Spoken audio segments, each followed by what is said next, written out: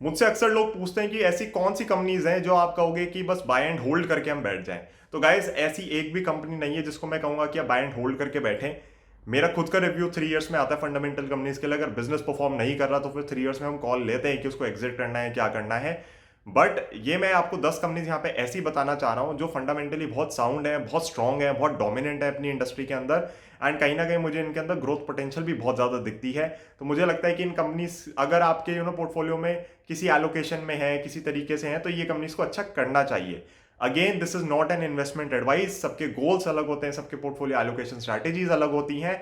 And एक आपको SEBI registered investment adviser बहुत ढंग से गाइड कर सकते हैं इन चीजों में। तो अगर आप मनी क्राफ्ट के साथ जुड़ना चाहते हैं तो आप मुझे कॉन्टैक्ट कर सकते हैं। एंड मैं आप लोगों को एक और डिस्क्लोजर देना चाहूंगा कि इनमें से कुछ कंपनीज हो सकता है मेरे पोर्टफोलियो में हो या हमारे क्लाइंट के पोर्टफोलियोज में हो। बट आप कोई भी डिसीजन लेने से पहले जरूर अपना एनालिसिस करें, अपने पोर्टफोलियो के एलोकेशन स्ट्रैटेजीज और अपने पोर्टफोलियो को और अपने आप को समझे। अब आप ये कह सकते हो जतिन अपने आप को कैसे समझे, तो अपने आप को समझने का बेस्ट तरीका है कि बिहेवियरल फाइनेंस के ऊपर आप रिसर्च करें। थोड़ी बिहेवियरल फाइनेंस की मेरी सीरीज भी है। एंड अगर आप उसको गो थ्रू करेंगे तो आपको समझ आएगा कि माइंड के किस तरीके से लूप होल्स चलते हैं और उनको हम किस तरीके से क्लोज कर सकते हैं और किस तरीके से अपने बिहेवियर से हम इन जनरल मार्केट का बिहेवियर कहीं ना कहीं डिकोड कर सकते हैं। और समय ना बर्बाद करते हुए चलते सीधा अपनी लिस्ट के ऊपर।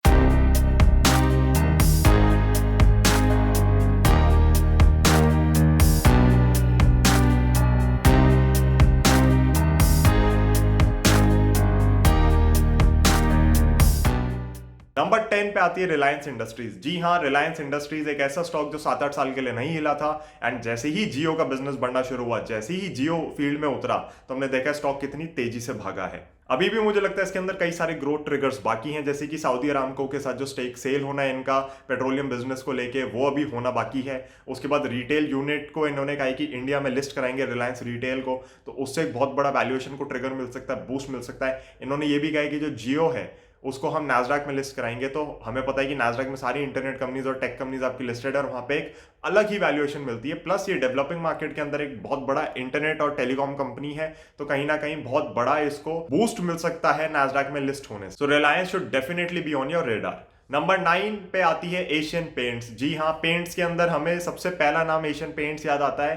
एंड एशियन पेंट्स इतना कंसिस्टेंट कंपाउंडर रहा है कि अगर वो किसी के पोर्टफोलियो में हमें दिखता है तो हम डेफिनेटली उसको वहां पे रहने देते हैं, कभी भी कट नहीं करते। Because Asian Paints is such a good company, such a dominant company in its field कि कोई कंपनी इसके सामने नहीं आ पाती। May be Berger is close to Asian Paints, market share के हिसाब से नहीं, सिर्फ स्टॉक प्राइस और रिटर्न रेशियोज के कंपैरिजन में मैं कह रहा हूं। बट बाकी कंपनीज तो मुझे कहीं पे भी टिकती हुई नहीं दिखती। तो Asian Paints is definitely one of those consistent compounders that can make way into your portfolios. Number 8 पे आता है पिडिलाइट। एडहेसिव मार्केट को डोमिनेट करने वाली कंपनी है पिडिलाइट। मैं किसी से भी जब क्लासेस वगैरह ले रहा हूं तो पूछता हूं कि अच्छा चलो मेरे को बताओ कि एडहेसिव मार्केट में सबसे बड़ा ब्रांड कौन सा है या सबसे बड़ी कंपनी कौन सी। अगर मैं कंपनी भी पूछता हूं तो मुझे फेविकॉल ही जवाब मिलता है। तो आप समझ सकते हैं कि किस तरीके से डोमिनेट करता है पिडिलाइट हमारी लाइफ्स को। एंड मैंने खुद लाइफ में एक दो कभी कभी ग्लू स्टिक इधर उधर की उठा ली होंगी, कभी स्कॉच वॉच की ले ली होगी जो कि 3M की है। बट अदरवाइज हमेशा ही फेविस्टिक, फेविकॉल, फेविक्विक और इनके जो बाकी के प्रोडक्ट्स हैं जैसे डॉक्टर फिक्सेट वगैरह हो गए। तो एडहेसिव्स के मामले में तो पिडिलाइट को कोई बीट ही नहीं कर सकता। बहुत कंसिस्टेंट कंपाउंडर रहा है एंड बहुत ढंग से परफॉर्म करता रहा है। मैनेजमेंट बहुत अच्छी है, फाइनेंशियल्स बहुत स्ट्रॉन्ग है। सो पिडिलाइट गाइज अगेन बहुत ही शानदार कंपनी है, आपके रेडार पे होनी चाहिए। नंबर 7 पे आता है कोटक महिंद्रा बैंक। जी हाँ, एक ऐसा बैंक जो कि बहुत ही ज्यादा स्ट्रिंजेंट है लेंडिंग पॉलिसीज वगैरह को लेके। एंड कहीं ना कहीं इसका बेनिफिट हमें दिखा जब मार्केट ने या फिर मैं कहूंगा कि फाइनेंशियल कंपनीज ने डाउन साइकिल को अपन हिट किया। हमने देखा कि कोटक में उस हिसाब से एनपीएस वगैरह नहीं बढ़े। कोटक के अंदर एक एडवांटेज और क्या है कि इसके पास बहुत सारी सब्सिडरीज है अपने अंदर लिस्टेड। एंड ये सब्सिडरीज कहीं ना कहीं मुझे लगता है आने वाले 5-10 साल में मेच्योर होंगी और मे बी लिस्टिंग की ओर जा सकती हैं। जो जैसे कोटक का एएमसी बिजनेस हो गया। इंश्योरेंस बिजनेसेस तो काफी छोटे हैं डेफिनेटली, जनरल और लाइफ इंश्योरेंस का, बट कोटक सिक्योरिटीज हो गया वो काफी मेच्योर बिजनेस है। तो हमें दिख सकता है कि ये सारे बिजनेसेस लिस्ट हों और कहीं ना कहीं वैल्यूएशन को अलग से भी ड्राइव करें। बैंक खुद से बहुत अच्छा है बट अगर इन छोटी छोटी चीजों का बूस्ट मिल जाए तो क्या बात है। नंबर 6 पे आती है बजाज फाइनेंस। जी हाँ, सबका चहीता Bajaj finance. And Bajaj finance में वॉलेटिलिटी इतनी ज्यादा थी कोविड क्रैश में कि बहुत लोग एग्जिट कर गए थे, बहुत लोगों को समझ नहीं आ रहा था क्या होगा। बट कई सारे मैंने देखा कि मेरे जो फ्रेंड्स थे जिन्होंने कोविड क्रैश में इन्वेस्टमेंट स्टार्ट करी तो सबने बजाज फाइनेंस सुना हुआ था, तो सबने 2-2, 4-4, 5-5, 10-10 शेयर उठा लिए बजाज फाइनेंस के। एंड आज सब लोग बहुत ही खुश हैं कि 2000 रुपए पे ले लिया, 5000 का शेयर हो गया। तो बजाज फाइनेंस कंपनी बहुत स्ट्रांग है। इनफैक्ट एनबीएफसीज के अंदर मैं आपको पर्सनली कहूं तो एचडीएफसी लिमिटेड और बजाज फिनसर्व जितनी स्ट्रांग मुझे कोई सी भी कंपनी नहीं लगती है।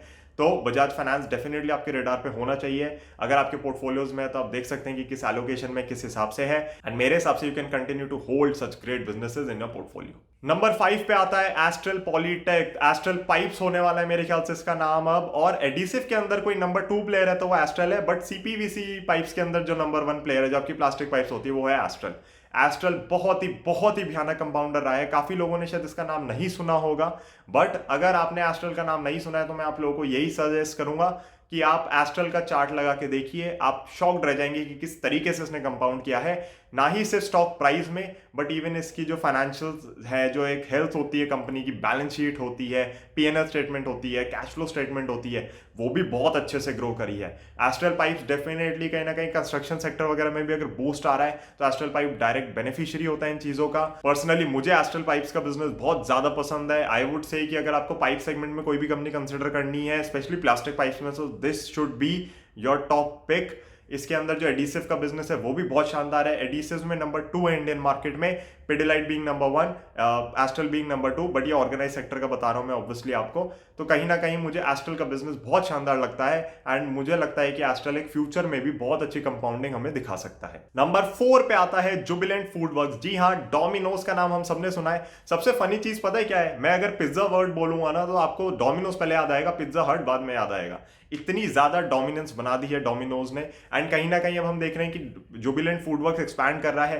पहले इन्होंने येस एक्सपैंड किया था डोनट्स वाले सेगमेंट में, एंड वहां पे काफी ज्यादा लॉसेज आए थे, काफी खराब स्टॉक की परफॉर्मेंस हो गई थी, कंपनी के फाइनेंशियल्स भी स्ट्रेस में आ गए थे, क्योंकि डोनट्स उस हिसाब से नहीं बिक सकते ना। अब यार रसगुल्ला खाएंगे या फिर मतलब काजू कतली खाएंगे, अब डोनट मतलब समझ रहे हो ना, डोनट बेचारा फीका रह जाता है हमारे यहाँ पे।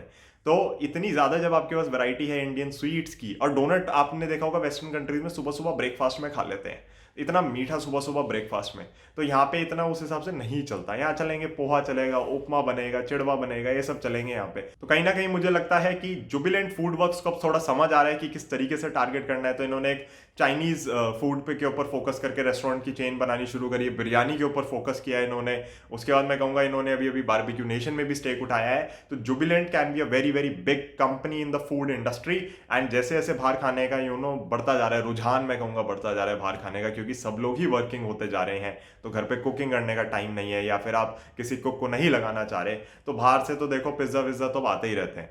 एंड बर्गर और पिज्जा में सबसे बड़ा डिफरेंशिएटिंग फैक्टर यही है कि पिज्जा से पेट भर जाता है, बर्गर खाली एक खाओ तो इतना पेट नहीं भरता, तो पिज्जा इज फिलिंग। तो मेरे को लगता है कि जुबिलेंट फूडवर्क्स आपके रडार पे हमेशा होना चाहिए। जब भी इसके कोई अच्छे लेवल्स आपको बाय करने को मिले, आप इसको बिल्कुल ऐड कर सकते हैं पोर्टफोलियो के अंदर। बट जो ये नए नए बिजनेसेस में वेंचर करते जा रहे हैं, उनकी ROIC क्या है और वो बिजनेसेस किस तरीके से ग्रो कर रहे हैं, उसको देखना बहुत ज्यादा जरूरी है। अगर डोनट्स वाले केस की तरह हो जाए कि भैया परांठों की जगह आप सोच रहे हो या चिड़वों की जगह, उपमे की जगह आप सोच रहे हो कि डोनट खाएंगे लोग, तो गड़बड़ है। बट मेरे को जो नए बिजनेसेस जिसके अंदर ये एक्सपैंड कर रहे हैं, घुस रहे हैं, वो काफी अच्छे लग रहे हैं। मेरे को नहीं लग रहा कि कोई बड़ी दिक्कत आनी चाहिए। नंबर 3 पे आती है एक FMCG company, Tata consumer products. तो टाटा केमिकल्स और टाटा ग्लोबल बेवरेजेस को कंबाइन करके इन्होंने जो उनका टाटा केमिकल्स का फूड डिवीजन था उसको निकाल के टाटा ग्लोबल बेवरेजेस में डाला और टाटा कंज्यूमर प्रोडक्ट्स कंपनी बनाई है।